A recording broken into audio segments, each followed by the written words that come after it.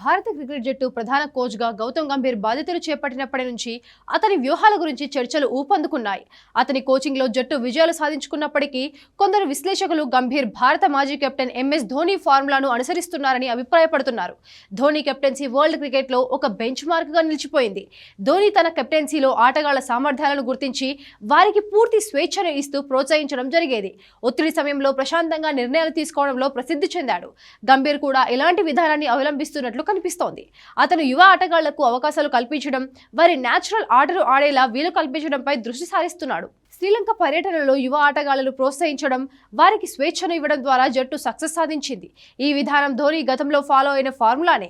గంభీర్ యొక్క కోచింగ్ స్టైల్లో మరో ముఖ్యమైన అంశం జట్టు యొక్క బలాలను ఆధారంగా వ్యూహాలను రూపొందిస్తుంది.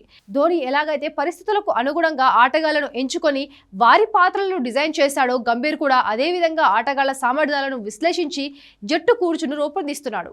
ఇది జట్టు ఆత్మవిశ్వాసాన్ని పెంచడమే కాక క్లిష్ట సమయంలో సమతూకంతో నిర్ణయాలు తీసుకోవడానికి కారణమవుతోంది. ధోని ఫార్ములాలో మరో ముఖ్యమైన అంశం ఒత్తిడి సమయంలో సహనంతో ఉండడం. గంభీర్ కూడా ఇది బాగా ఫాలో అవుతున్నాడు. ఇటీవలి మ్యాచ్లలో అతను ఆటగాళ్లతో సన్నిహితంగా కమ్యూనికేట్ చేస్తూ వారి మనోధైర్యాన్ని పెంచే ప్రయత్నం చేశాడు. 5 ప్లేయర్స్ మధ్య యూనిటీ, కాన్ఫిడెన్స్ పెంచుతోంది. మొత్తంగా గంభీర్ ధోని ఫాలో అయిన కొన్ని వ్యూహాలను అనుసరిస్తూనే తన సొంత శైలిని జోడించి జట్టుకు ముందుకు నడిపిస్తున్నాడు. ఈ నేపథ్యంలో భారత క్రికెట్లో మరిన్ని చారిత్రక విజయాలు చూసేందుకు అవకాశం ఉందని ఎక్స్పర్ట్స్ అభిప్రాయపడుతున్నారు.